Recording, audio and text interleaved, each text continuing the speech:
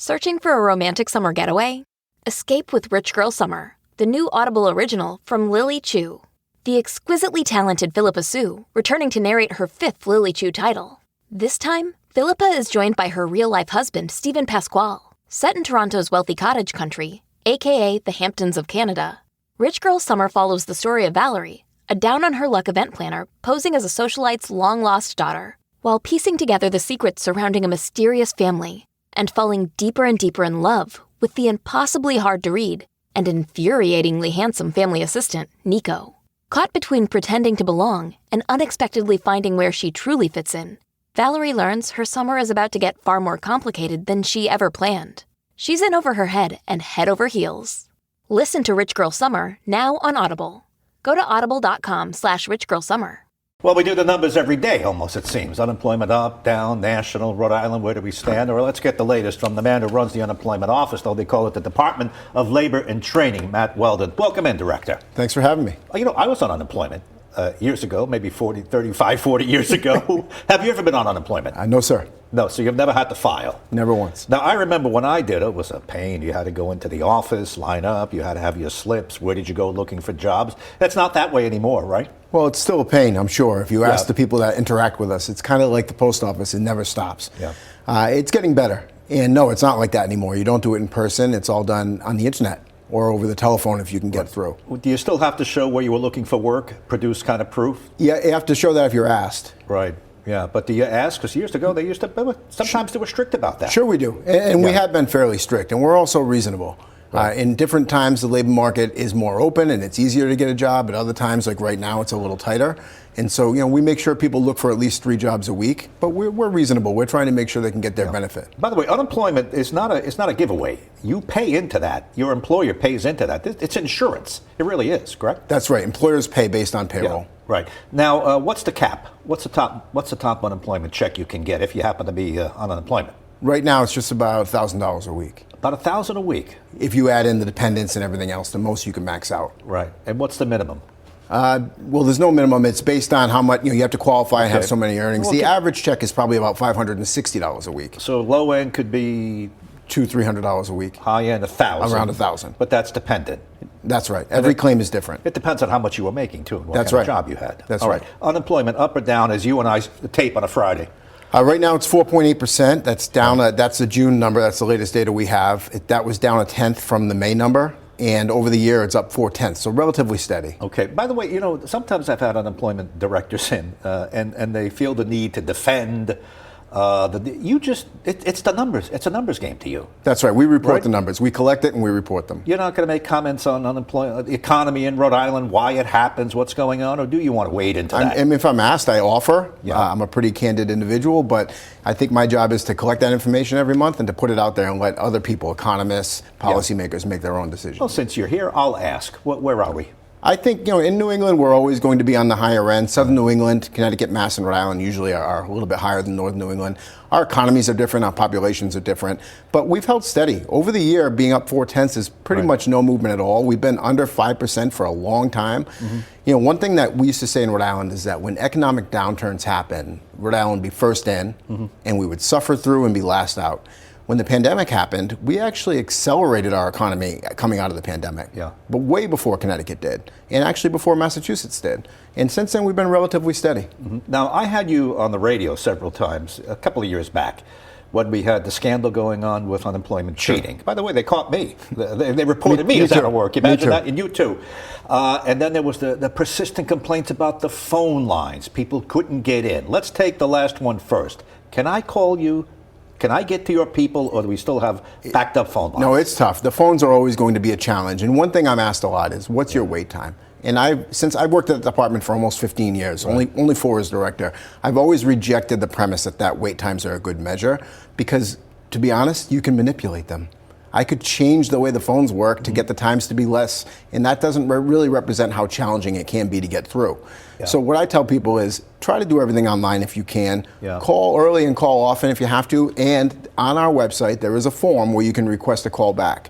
The only thing I ask is that people please answer the phone when they do that. Okay. Now, why am I calling you to begin with? If everything's online, why would I have to call the unemployment office and be frustrated if it's ring, ring, ring? Why? Well, the first thing is, since the pandemic, we put in a lot of tools to be able to deal with the fraud issues. Yeah. Every single state in the country dealt with massive unemployment fraud. That was an internationally focused and arranged scheme. Every state had to deal with it. Unfortunately, when you do that, you put some traps in to catch people, but sometimes you catch good people. So you only have so much time to be able to answer questions online. Okay. And if certain factors are present in your claim, you have to call. And when you have to call and talk to someone, that can get difficult. We're getting better at it. We're putting new process in. Yeah. Every day we get better, but we have a long way to go. Well, why can't you just solve this? I mean, this is 2025, artificial intelligence, phone banks in other countries. Why can't we just say, you call, we'll pick up?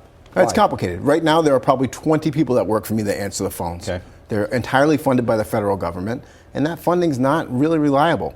The state doesn't contribute to Unemployment Insurance Administration. Some states do. Rhode Island doesn't. We've held our taxes low. In fact, we reformed the tax system in the last 10 years.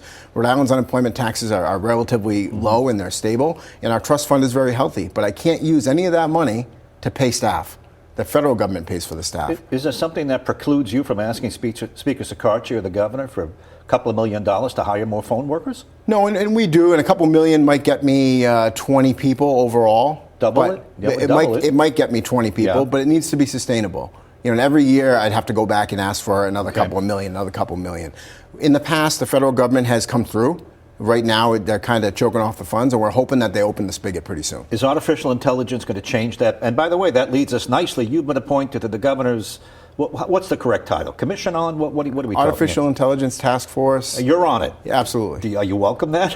Thank you very much. Sure. Yeah. No, I'm happy to add our voice and to think about the impact that it could have on Rhode Island's workforce, not just mine, but every employer in the state. Well, is artificial intelligence the answer to your phone problems? I don't know. It's so good now.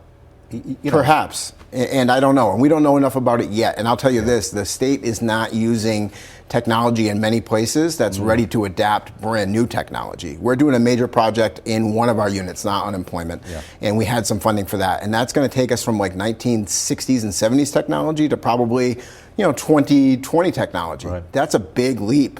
And it doesn't happen that easily, so it's a big lift. What are you running on your computers? Cobalt, Fortran? We do run. Stuff I learned in the 80s? My entire unemployment system is based on a 40-year-old Cobalt system. You got to be kidding me. Well, if you're looking for extra work, you can come on by and help us out. My wife has a degree in computer science from 1982. I'll send her over to help you. She knows Cobalt and Fortran. And actually, a lot of those old mainframes they even use in large banks today still use that technology. You've got to replace that, though. Absolutely. What do you want to go to? I mean, cutting edge? Well, you want to go to low-code, no-code technology, and I work with the state IT director, Brian Tardif, who's great and has a great vision for how we move forward. The problem is it costs money. Okay, now let's talk about the scandal that happened. The scam. I got a notice I was unemployed. Sure. This is right during the COVID. Everybody got hit. I was on a boat with a couple of doctors and a bunch of restaurant owners, and they got hit. Yeah. And I said, it hasn't happened to me. Sure enough, the next day it happened to me. And it happened to you, and it started in Rhode Island. Isn't that what the state police said, that they traced it? It started in Rhode Island? Well, it happened all over the country. So it did happen all over the country, but the genesis of it wasn't here. I remember Colonel Manny telling us that. It happened in Rhode Island to Rhode Islanders. It happened at the same time all over the country. So I don't think this was a Rhode Island thing that all of a sudden spread throughout the country. And here's what happened. We've had big national breaches in the past from big companies, not from DLT, not from the state of Rhode Island. Think about places like Target and one of the big credit bureaus. Right. All of a sudden, that information is out there. And your personal information, including your social security number, are out there on the dark web. Bad guys buy it for very short money. They use that to pose as you, put a claim in, and the system reads it and believes that it's you and processes the claim. All right, so make this simple for me. What happened to me? How come I was on the boat, I came off, and I got a notice, a letter? Because Thank you. You're unemployed. You should sign up. You're unemployed. Somebody had your social security number. Where did they get it? They probably bought it off the dark web for a penny. Oh, wow. And then they use that information. Since you're the cyber, you're going to be on the cyber task force. The dark web. What is that? I have no idea. Would I be able to find it? I hope not. No, I mean, to me, that's my understanding is it's a area where people that want to do nefarious things, can get into those things in a place where they're not easily traced, and they can buy things like social security numbers. So you have to know how to get on it first, and the average person doesn't. You and I probably don't know how to do that, and that's a good thing. You get on it, and the social securities are on there. You buy them, you said, for a penny? Short money, yes. And then you use it, and you beat me to the unemployment line and put my, That's right. And remember, during the pandemic, the federal government told states, hey, the unpaid waiting week that you have, Yeah. we should get rid of that. We're encouraging you to get rid of your waiting week to get benefits out to your communities quicker. So what happens when you expedite claims, set up systems to move and give green lights to everything, Right. and all of a sudden somebody has your information and poses as you? A computer believes it's you. There's no other. It goes to a national database and they check the box. And all of a sudden, Gene has a claim. Garbage in, garbage out. That's right. And we've gotten much better since then. But unfortunately, sometimes you're fishing for fluke and you come up with something else. Interesting. Matt Weldon runs the Department of Labor and Training, the Unemployment Office. You don't mind we call it the Unemployment Office, That's do right. you? And we are the Unemployment Office. Office. You are. All right. Thanks for coming in. It's my pleasure. Thank you. Appreciate it.